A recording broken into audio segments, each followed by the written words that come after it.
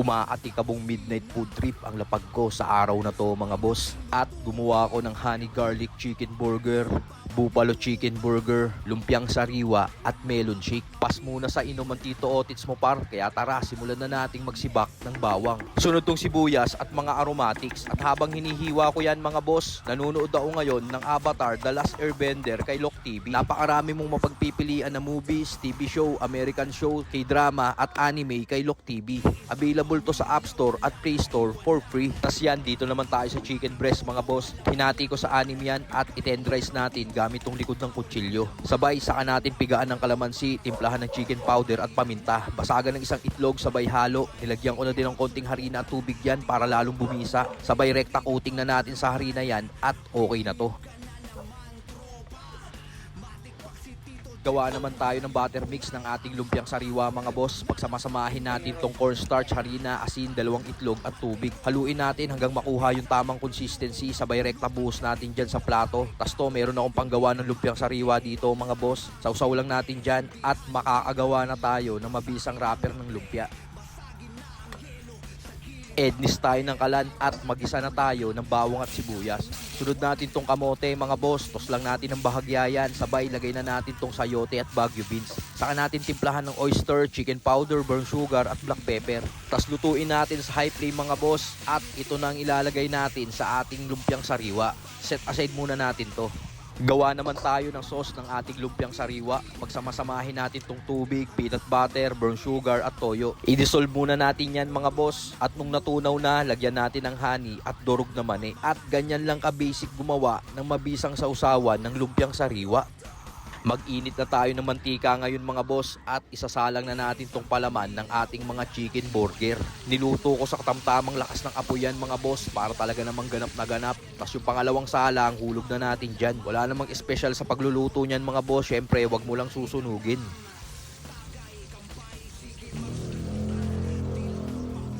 Pagsamahin naman natin tong durog na mani at asukal dito sa mangkok at pangbubudbud natin yan sa lumpiang sariwa. Mag-assemble na din tayo ng lumpia mga boss. Lagay natin tong crepe, tas tong lettuce, saka tong pinakapalaman ng lumpia at maliit na hiwa ng mangga. Saka natin dahan-dahan balutin mga bossing at ganyan lang ka-basic gumawa ng mabisang lumpiang sariwa. Saan natin lagyan ngayon ng ginawa nating homemade peanut sauce. Tingnan mo naman boss, napaka-krema niyan. Tas saan natin budburan ng dinurog na mani na may kasamang asukal. Bomba tayo ng kalan at gagawa na ako ng honey garlic sauce para sa ating manok. Tunaw lang tayo ng butter, sunod natin tong bawang, saka natin lagyan ng generous amount ng honey at konting toyo. Tas nung kumulo, saka natin hulog tong manok. Itos lang natin para kumapit yung sauce at okay na to.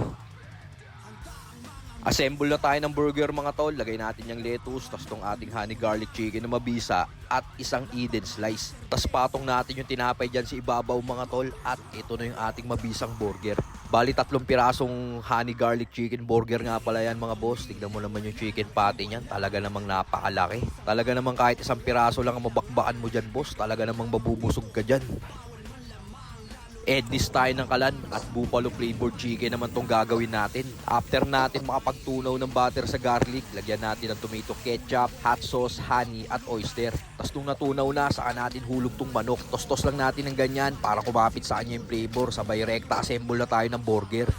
Lagay natin yung bun sa plato, sabay follow-upan natin ng lettuce. Tapos tong ating favorite chicken, lapag natin dyan. Bali, tig 2 patong yan mga boss. Kita nyo naman, tapos saan natin ilagay itong Eden slice. At ito ng ating buffalo cheeseburger. Siyempre, po-food trip tayo, tapos wala tayong panulak. Kaya yan, gagawa tayo ng melon shake. Bali, alam nyo na yung proseso niyan mga boss. Maraming beses ko nang ginawa sa mga vlog natin yan. At dahil hindi kaya sa isang salangan mga boss, kaya yan, yung pangalawang load natin, lagay na natin dyan. Wow! At syempre, lagay ko na sa baso yan mga boss para makapagsimula ng mag-empty si Tito Otits nyo. At yan na nga mga boss, tapos na akong gumawa ng pang midnight food trip natin. Nakagawa tayo ng honey garlic burger, lumpiang sariwa, buffalo cheeseburger, at melon shake. So paano mga boss? Tara! Bakbakan na natin to.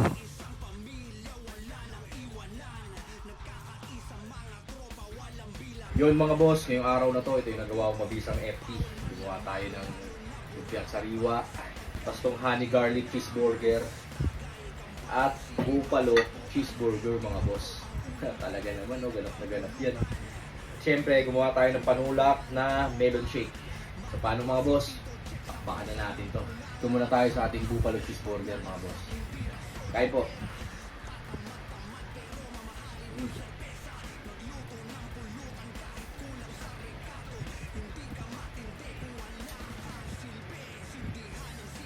Dito naman tayo sa ating honey garlic chicken. Yung mga boss, tignan mo naman, awas-awas yan. Kain po.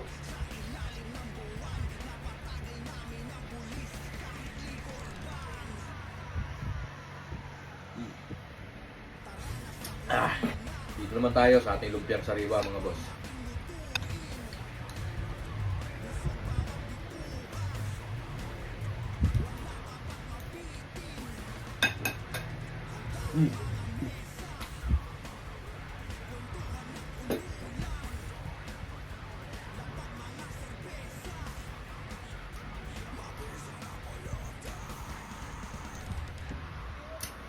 Sarap. Lumpiang sariwa mga boss. Kain po.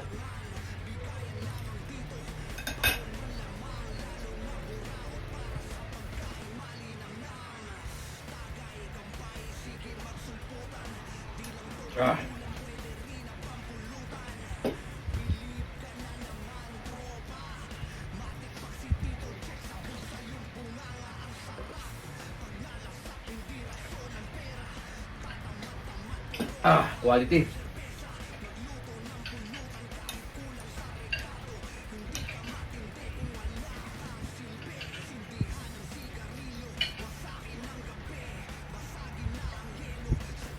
Sarap.